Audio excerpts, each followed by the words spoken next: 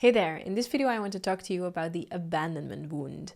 One of the biggest wounds that next to the wound of unworthiness is subconsciously dictating your life and your choices, your relationships, etc. So what is the abandonment wound? Well, to explain that to you, I first have to explain to you what I think and I believe being abandoned truly means. Because, of course, we all know the concept of being physically abandoned by someone and that hurts and that you do not want to experience that anymore, that you want to prevent that in some way.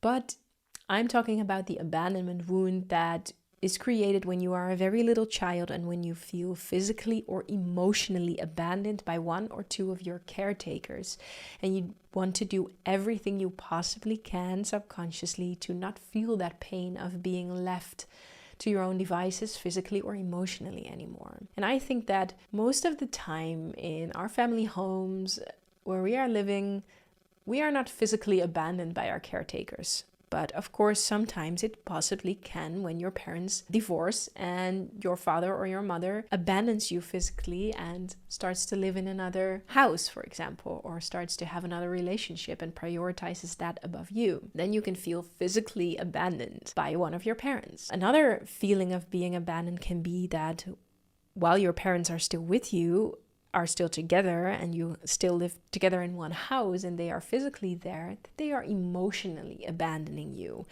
And that is often the case in our society and in our family systems because we are not really aware of the importance of being emotionally present with your child. We are just learning to become emotionally mature and emotionally aware and to connect on an emotional level with our children. We are just learning that as a collective, as a society, as a whole. So in the past, in the generations before you, for example, the parents of your parents and also maybe even your parents still, they didn't know how to be emotionally present with their children because they weren't emotionally present with themselves. They never learned to be emotionally present with themselves because their parents weren't and their parents weren't, etc.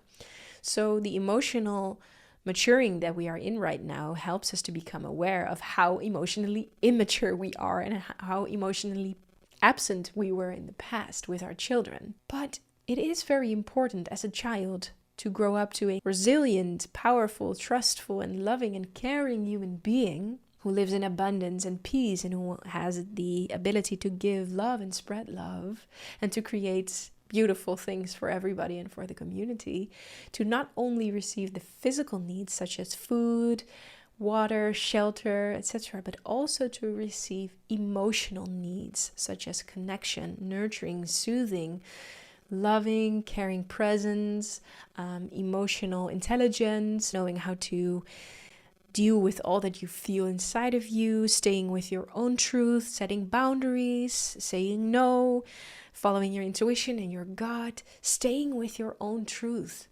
That is not something that we learn. We are really being conditioned to leave our truth as children because of the society we are living in and because of how we are being raised and how our school systems are and how our parents are being raised and how they are teaching us. So we are really being conditioned to leave ourselves instead of staying with ourselves. And this creates a split inside of us. We have our own truth, but we are learning to not listen to that, to not even reflect on that, or to do self-inquiry, for example. No, we are taught to abandon that, to suppress that, and to follow the truths of the people around us. So we are being denied our truth also in some way. And we are abandoning ourselves because of that too. And we also in some way not feel emotionally connected to our parents. So we feel emotionally abandoned. Not because our parents wanted to do that or because our society wants to do that to our children. No, but because we weren't aware. We just didn't know that we were doing that to our children and that we were doing that to ourselves. So we collectively feel emotionally abandoned and we have this wounded inner child inside of us that really feels angry and resentful and fearful and stressed and sad that it is emotionally abandoned, that the true self that is living inside of it was never validated, acknowledged, seen and heard and listened to. So we feel emotionally abandoned and we have all kinds of suppressed anger and resentment and sadness and grief living inside of us, inside of our bodies, subconsciously dictating our lives. So this is the wound of abandonment that is living inside of us. And it really, really hurts us when we are children to feel that our caretakers aren't capable to be emotionally present with us. And this wound, it hurts so much in some way, and we don't know what to do with the emotions because we weren't taught how to deal with those emotions, that we suppress these emotions and this wound, and that we created coping and survival mechanisms and an identity and roles or masks to never ever feel that wound anymore, that we are abandoned. And the rest of our lives, we are trying to prevent that wound from opening up again. So what we are doing is we are trying to mold ourselves in such a way that the people we love, that they love us, that they see us, that they value us, that they acknowledge us, so that they will not abandon us. So we are doing everything we can to not be abandoned anymore, to not be rejected anymore, physically or emotionally. And subconsciously, this is dictating our lives, our choices, our relationships, our jobs, our behavior, the way we look at the world, the way we look at ourselves. But in some way, because of this wound, we are a slave to this wound. We are a slave to this wound of abandonment, to this fear of being abandoned or rejected. We are a slave to trying to heal this wound by trying to get what we did not receive from our parents, from the people around us. Because we think that somewhere on this planet, somebody will be able to give us what we so missed as a little child. But the truth is, no one will be able to give us what we needed as a little child. We are the only one that are capable of giving that to ourselves. We are the only one that is capable of healing this abandonment wound, of healing the grief, the sadness, the anger, the resentment, of feeling all of that, of staying with that, of staying present, emotionally present with our wounded inner child, to not abandon ourselves anymore and walk away from that feeling anymore. We know our society and our parents walked away from us emotionally because they weren't capable. And we have this pain and this wound because of that. And now it is up to us to stay with ourselves, to sit with ourselves, to not walk away anymore from ourselves and from the pain, the grief, the sadness, the anger that is living inside of us. So what we truly need is our own loving and caring presence to sit with our inner child and to give it what it so desperately needed. And when you do that, you gain back your power, your control. You gain back your strength, your energy. You will feel who you truly are again. You heal your wounded inner child. And under all these layers of pain and grief and sadness and anger, there comes your healed inner child.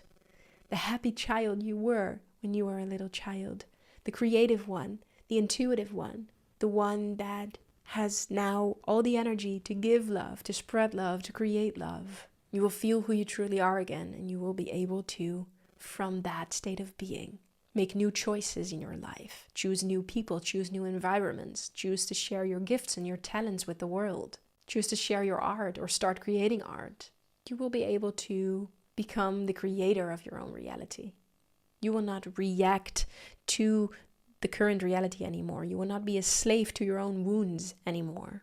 You can now use all that energy that you used to not feel unworthy and to not be abandoned anymore into creating your life, your piece of art, your artwork, into creating new systems, into spreading love, into giving love. You're so full and whole and complete now that from that state of being you overflow with love and you can give that and spread that into the world. And that's a completely different state of being. Hey there, my name is Myrthe Glasbergen. I'm the founder of Beyond Psychology, and I'm also an occupational health psychologist, life and job coach, intuitive singer, and creator.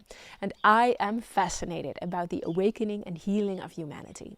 I strongly believe that healed people heal the world, and this is why I'm doing everything I can to help heal as many people as possible.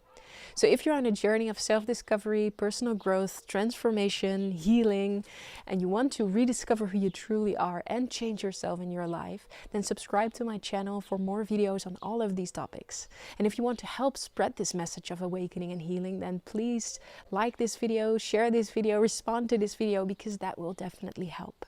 In my subscription, you can find a nice link to a free somatic exercise to start your healing journey. And you can also find the link to my online platform and community for self-discovery, healing, transformation, and growth. It's called Heart Journey, and it's here to help you rediscover who you truly are, heal yourself, transform yourself in your life so that you will use your talents and your gifts to make the world a better place.